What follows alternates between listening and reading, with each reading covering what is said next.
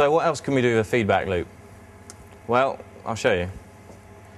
Depth all the way around, mix knob, just past 12 o'clock there, character knob all the way down because we don't want to do any filtering. Engage the effect. Now as soon as I start the CD player it's going to record it straight in. So 2 bars, yep. 1, 2, 3, 4, 5, 6, 7, 8. Okay. Choose a section we like. Okay, that's quite cool. Let's go down to 1 beat. Right. What we can do now is mute the bass section of that out by jumping to one of the other effects, the trans, flanger, filter or phaser. When we jump to that and back to the echo, it will actually mute out for the time that it's on that effect. Turn it up a bit. Now I've just got the kick drum left. So I'm free to mess about with that, do patterns and then leap back into the track.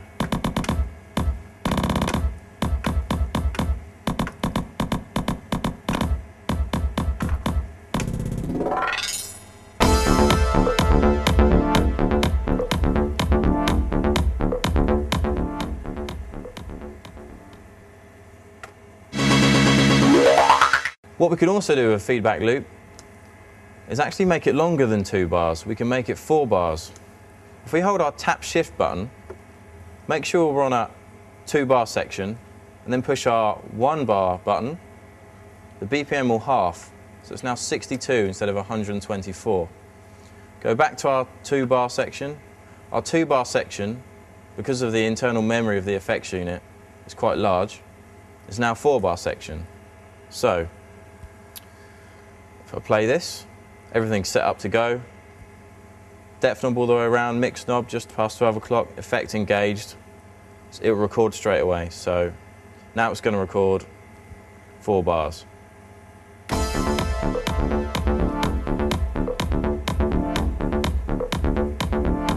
Stop the CD player.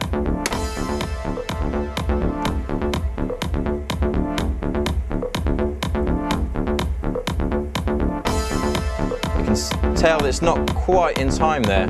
So what I sometimes do, if I just stop this, the way to completely stop a feedback loop, which is quite useful for emergency situations for when you mess up, is to switch the effect off, dive to one of the other effects and back again. Now it's lost forever, but instantaneously.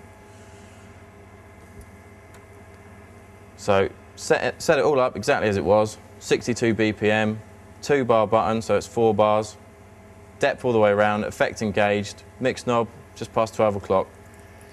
Now when we do the loop, we know that it doesn't loop quite right because we've halved the BPM, we've doubled the room for error in the loop.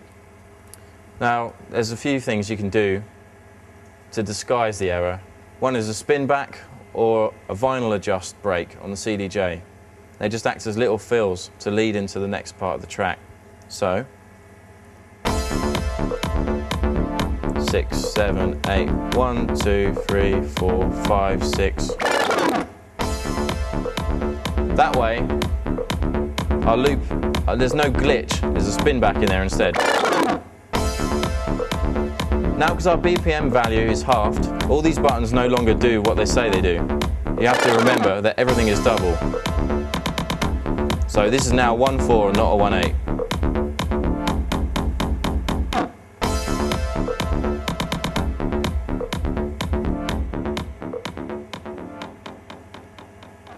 So now that we can do feedback loops, edit feedback loops, change the pitch of feedback loops, and half the BPM to change the length of the feedback loop, what else can we do?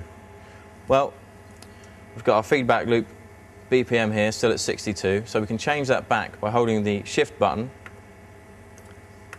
going to the 1 bar button, or any button below actually, and then going back to the 8-1 while holding the shift button. Should return us to 124, and it has. So start our track, which is 124.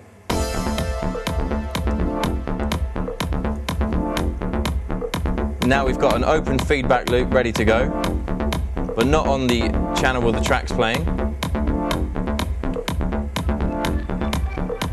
on this CD player. And on this CD player I've got a sample loaded just on a CD, which is that. Now what I can do is record that in, decide how long I want to record for. So I want to just say I want to do a 1 beat loop, select 1 beat as before, depth knob ready to go all the way around, dry wet knob just past midnight, engage the effect, and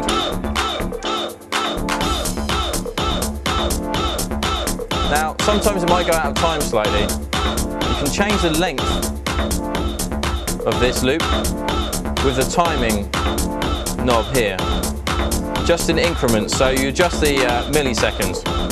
So to tighten it, now it's speeding up. That's too fast, I need to go back down a bit more.